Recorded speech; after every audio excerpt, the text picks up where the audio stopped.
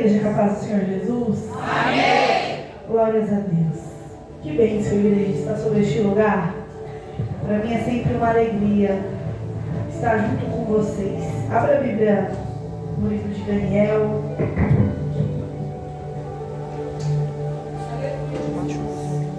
Daniel capítulo 6, versículo 10. Aleluia. Eu gosto de estar neste lugar porque é um lugar que a gente sente a presença do Senhor. E aí a gente acha que toda igreja tem a presença de Deus. Eu vou te falar com convicção que não é todo lugar que tem a presença do Senhor Jesus. E tem lugares que a gente vai que a gente sente realmente Deus na casa. E aqui é um lugar desse, então dá glória a Deus. Aleluia, porque não é todo mundo que tem esse privilégio ainda, igreja. Aleluia, Jesus. Daniel, capítulo 6, versículo 10. A igreja achou de amém? Amém! Daniel, pois quando soube que a escritura estava assinada, entrou em sua casa. Ora, havia no seu quarto janelas abertas da banda de Jerusalém, e 3 vezes no dia se punha de joelhos e orava e dava as graças diante do seu Deus, como também antes costumava fazer. Diga comigo, ele costumava fazer. Repita de novo, ele costumava fazer. Mas mesmo assim, aleluia, não deixou de fazer. Mesmo, repita, quando a escritura estava assinada. Mesmo quando o diabo olhou e disse, já era, Daniel. Mesmo quando, aleluia, alguém olhou para ele e disse, agora ele vai parar. Olhe para a pessoa que está do seu lado e diga, você não vai parar. Não fala, irmão, com fé, porque talvez ela entrou desanimada, ela entrou querendo parar. Aí você vai olhar como profeta para ela, agora ele vai falar, você não vai parar. Porque eu estou contigo. Pega na mão dela, fala assim, diz que você está com ela, vai. Eu estou contigo, aleluia. Aplauda ao Senhor, se acerca aplaudindo ele, porque ele merece. Oh, aleluia. Glórias a Deus. Irmão, quando a gente fala sobre Daniel, é impossível não me lembrar do contexto dessa história, que é Daniel na cova dos leões. Se a gente for parar para falar sobre toda a trajetória de Daniel, que foi escrita no livro de Daniel, nós passaríamos aqui horas falando, certamente. Só que eu quero pregar hoje com você aqui algo que veio para paralisar a fé, aquilo que Daniel foi chamado para fazer. Porque bem nós sabemos que todos nós oramos.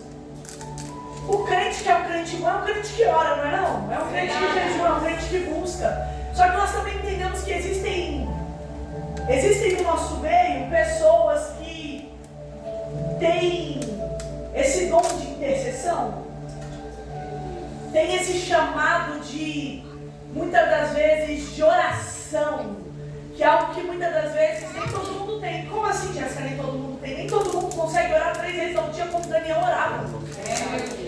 E isso incomodou o diabo, por quê? Porque Daniel tinha o que ninguém tinha. E quando a gente tem algo que ninguém tem, o diabo ele se levanta para tentar paralisar. Por quê? Porque ele sabe o estrago que a gente vai fazer com aquilo que ninguém tem. E aí é complicado porque nem todo mundo vai ter a fé de Daniel para continuar. É como essa campanha que vocês estão fazendo aqui. Qual é o dia hoje? É o primeiro? É o segundo? 6º dia? É o 6º dia da campanha. Tem mais quantos aí? Hoje é o último dia. 15 dias? Então são 15 dias. Aí provavelmente você acha mesmo que durante esses 15 dias que vai faltar, né? Você acha que o diabo ele não vai se levantar para tentar paralisar a campanha. Eu não vou dizer paralisar a campanha, porque você pode faltar, mas vai ter irmão ainda aqui orando. O diabo vai tentar paralisar você de todo o jeito, você pode ter certeza disso. O filho vai atrasar na escola, aleluia. A louça vai estar na pia, glórias a Deus. O ônibus vai atrasar, mas você vai ter que ser forte o suficiente para determinar na sua vida o propósito que Deus colocou na sua vida. A Bíblia diz que quando Daniel está no contexto do capítulo 6, ele já passou por um período, vamos dizer, de aprovação do homem. Que período é esse, Jéssica? É o período que ele é levado para dentro do reinado e ele nega todos os tipos de manjares que vão vir da mesa do rei. Você conhece essa história? Aí a Bíblia diz que eles estavam achando que Daniel, por não comer do manjar do rei, iria se enfraquecer, iria ficar triste. Mas a Bíblia diz que pelo contrário, Daniel vai falar assim: olha, conte 10 dias e compare nós com esses que estão se contaminando do manjar do rei. Daniel, irmão, ele tinha tanta certeza no Deus que ele servia, que era como se ele olhasse para o inimigo e falasse assim: conta os dias. Conta os dias para você ver como que a gente vai estar e como que eles vão estar. Então ali Daniel já está passando pelo período de aprovação dentro do reinado. Aí a Bíblia diz que no capítulo 6, Daniel ele já está entre os príncipes e presidentes. Aqui eu já estou falando de um Daniel que já está com, vamos se dizer, um status elevado, com nível elevado de conhecimento, de notoriedade entre o povo, entre o palácio. Tanto que a Bíblia vai dizer que as pessoas que vão se incomodar contra Daniel são os que estão dentro do palácio. Por quê? Porque percebe que Daniel está ficando notório dentro daquele lugar. Ele é o tipo de homem que quando ele passa no ambiente, ele é notado, ele é visto. Alguém quando fala o nome de Daniel, aleluia, glórias a Deus, é um nome bem conhecido, é um nome bem falado. Só que tem alguém que está se incomodando. E esse alguém que está se incomodando não é quem está fora do reinado, é quem está dentro dele.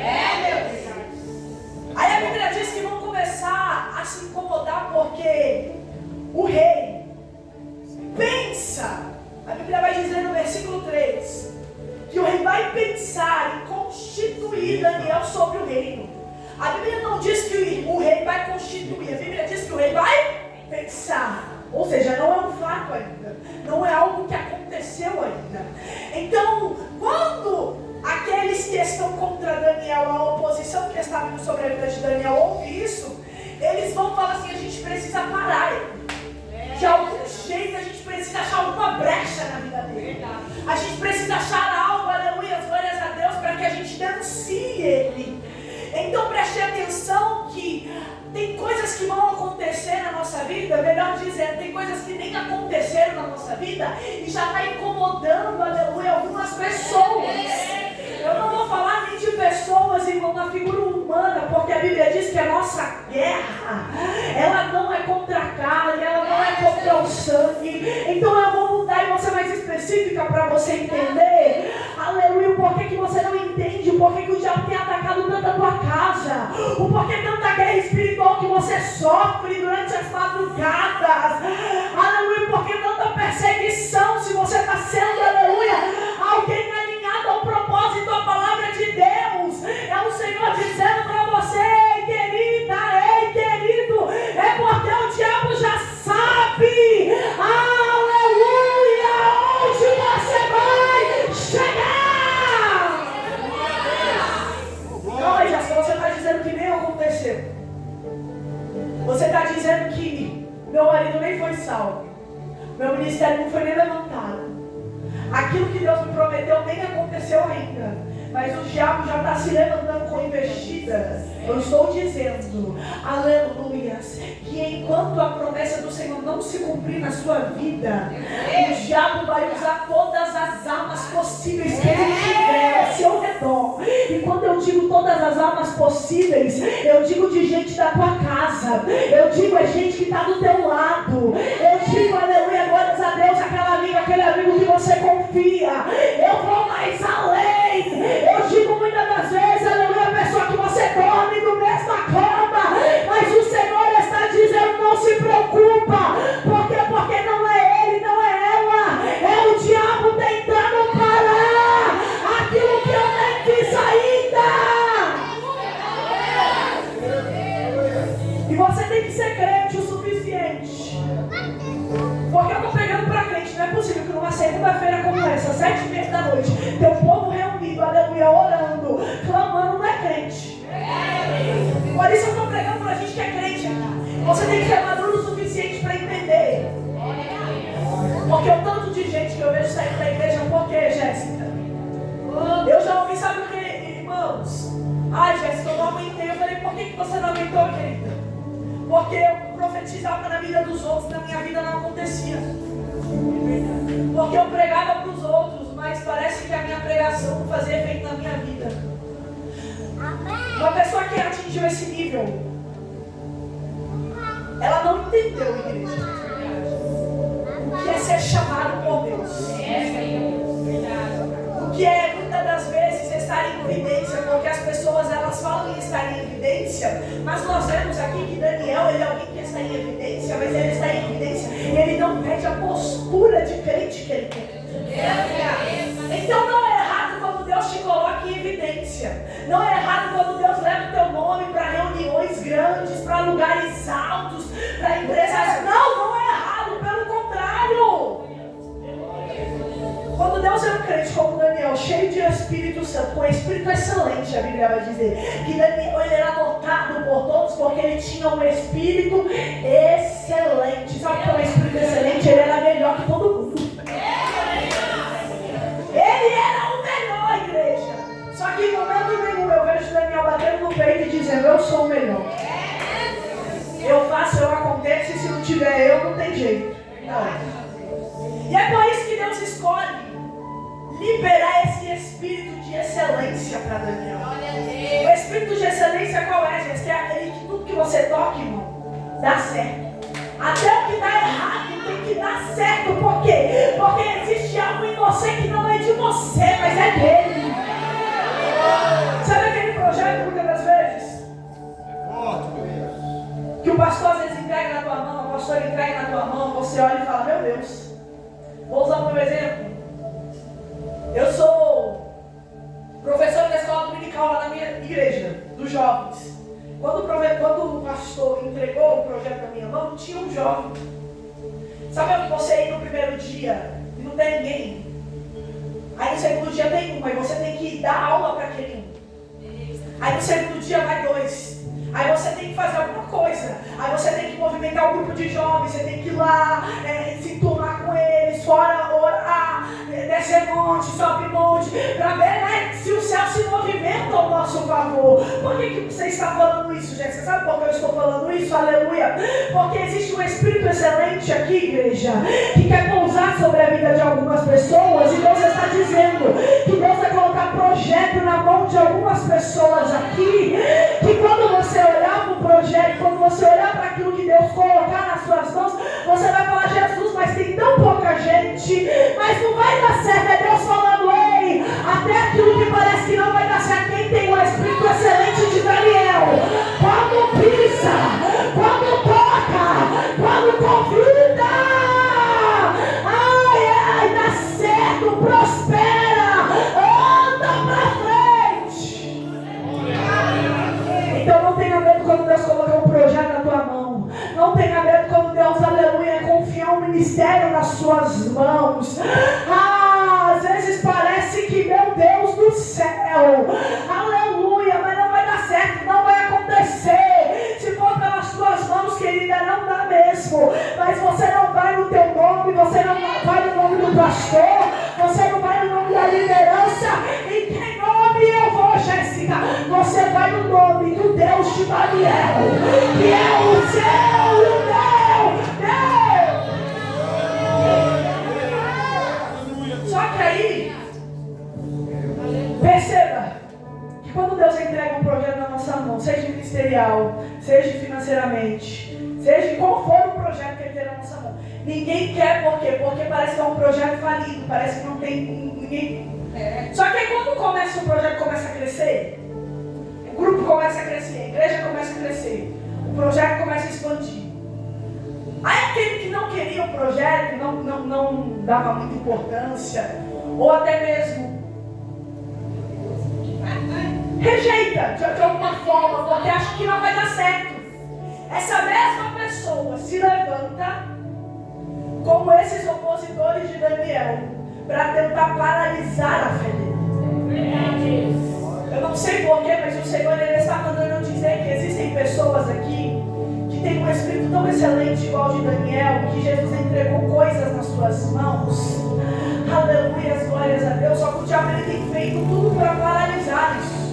Ele tem usado pessoas que você ama, pessoas que você gosta, que está do teu lado para te machucar, para te ferir, para lançar palavras negativas e contrárias daquilo que Deus te falou.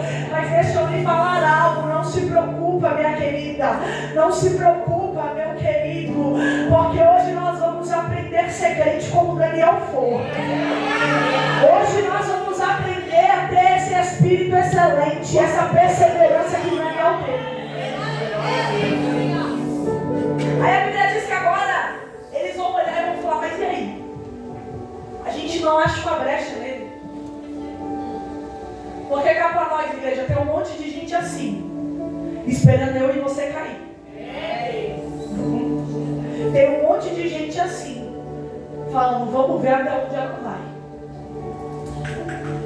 Porque muitas das vezes não é que não acredita no ministério que Deus tem na nossa vida ou naquilo que Deus vai fazer. É porque ela não vive, ela quer que a gente também não viva.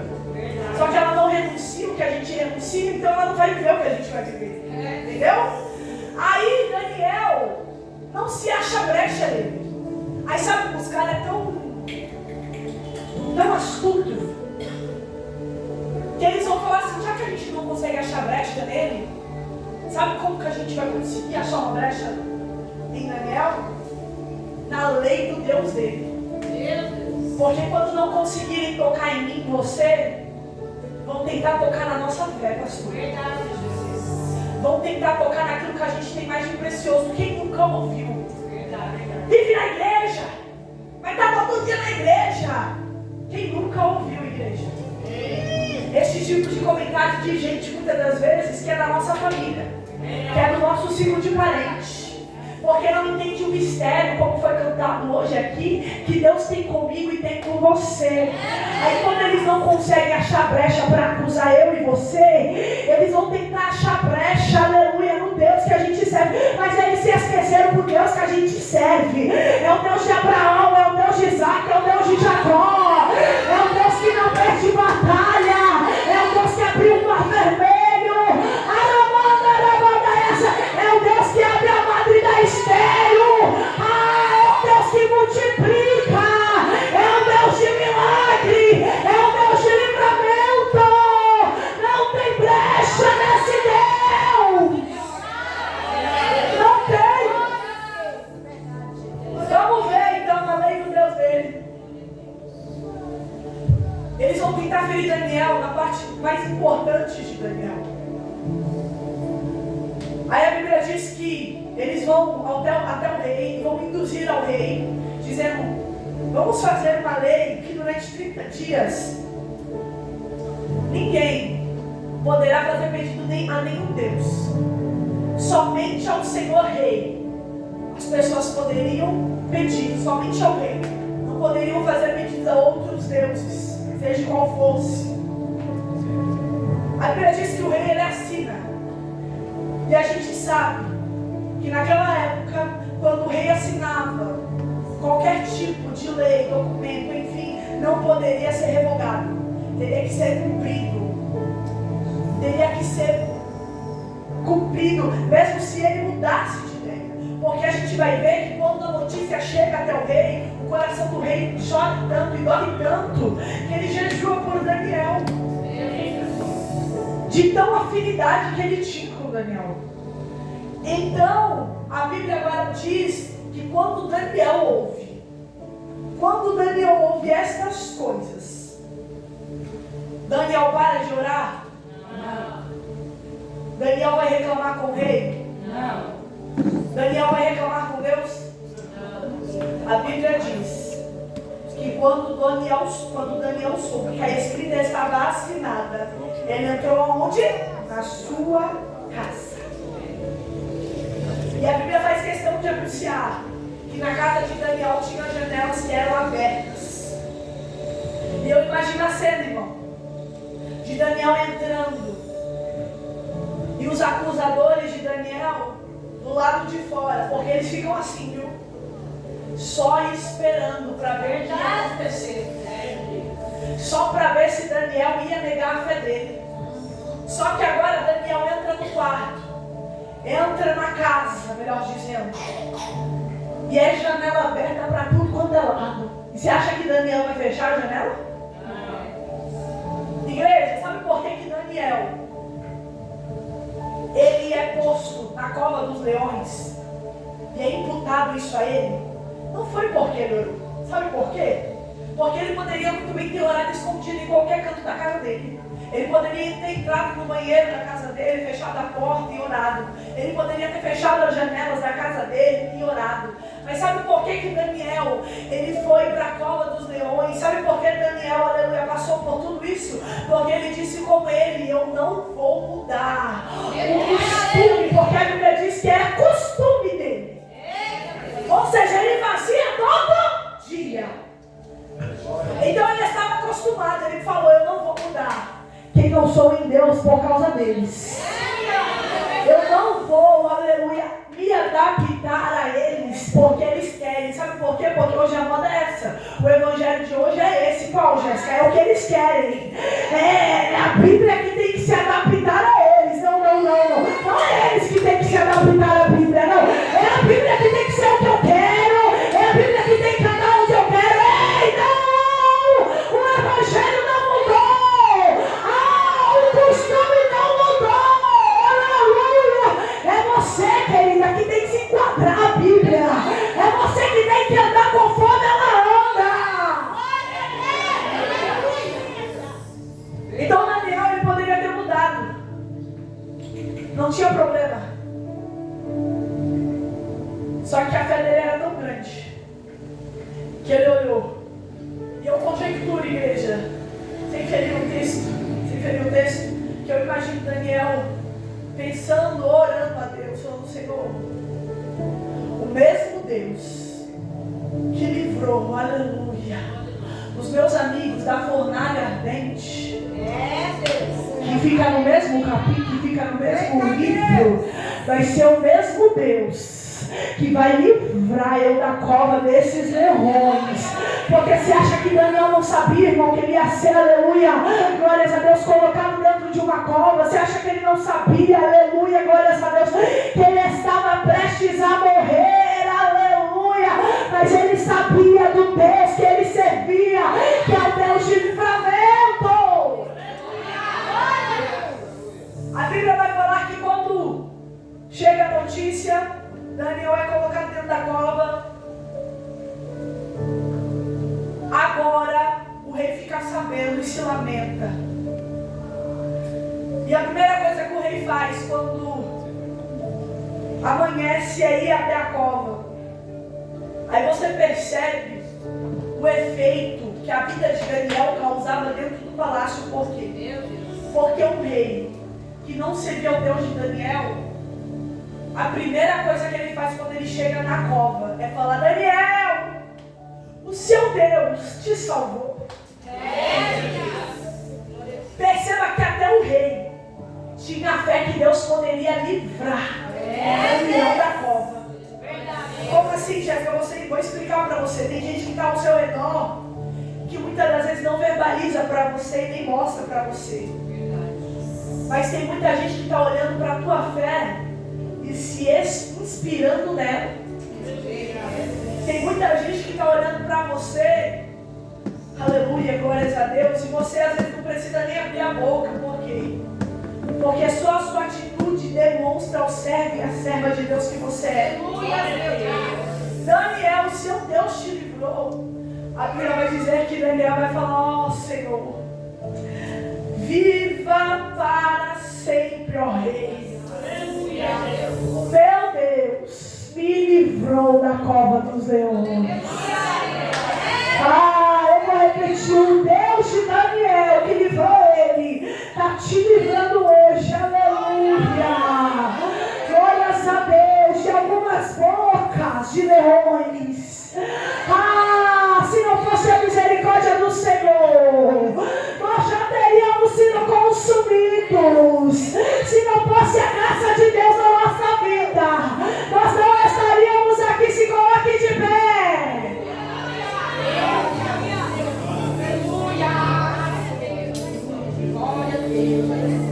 Eu vou fechar minha Bíblia. Glória a Deus, aleluia. Preste atenção. A Bíblia diz que agora, os mesmos que acusaram Daniel, que fizeram toda essa tramonha para ele, agora eles são jogados dentro da cova. A Bíblia diz que eles não chegam nem ao fundo da cova. Eles entram na cova e os leões do fundo vêm, devora eles. Só que o mais importante não é isso. É que a gente gosta muitas vezes de falar, né? Deus vai tratar com o seu inimigo, Deus vai tratar fulano. Se calma, irmão, pelo amor de Deus. Vamos orar por ele? Vamos orar por ele? Vamos orar por ela? Que Deus também talvez tenha um plano na vida dele. E a gente não sabe. E o joio tem que aguentar. O trigo tem que aguentar o joio, não é não? Então, aguenta ele aí, pelo amor de Deus. Não manda Deus matar ele, não. Agora, o mais importante não é que o leão matou os inimigos, não. Sabe o que foi o mais importante? É que agora o rei, o mesmo rei que fez um decreto em que só poderia ser pedido coisas a ele, não a outros deuses, é o mesmo rei que agora vai fazer um decreto. E qual decreto é, Jéssica? Que todos adorassem ao Deus de Daniel. Eu vou repetir isso daqui. O decreto era, vai morrer. O decreto era, vai ser comido pelos leões. Mas aí, Deus olhou de cima e falou, eu não vou envergonhar a fé do meu servo. Aí agora o decreto é, ei, todo joelho se dobrará e toda língua confessará que Ele é o Rei dos Reis, os Senhores dos Senhores. Ele é! E por que você está falando tudo isso? Sabe por quê? Porque você chegou no nível de cova. E talvez você está hoje com a sua fé paralisada. Só que Deus me trouxe hoje para falar, olha para trás. Feche os teus olhos, feche os teus olhos.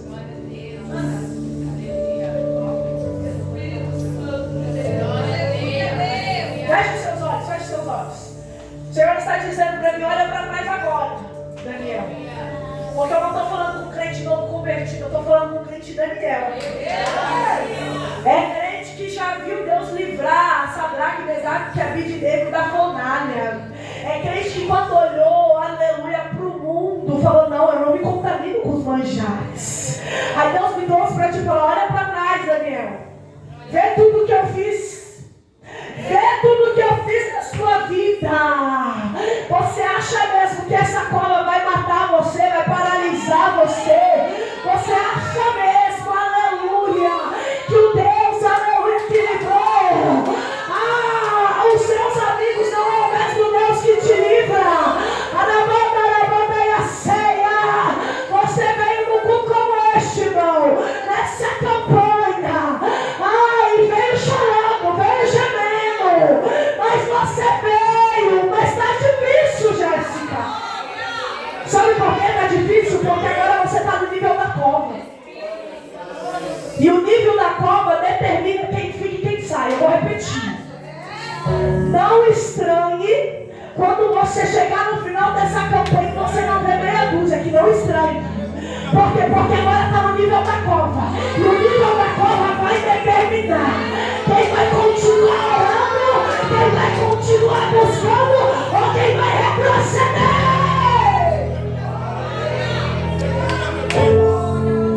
Jéssica, então o que eu faço no nível da cova?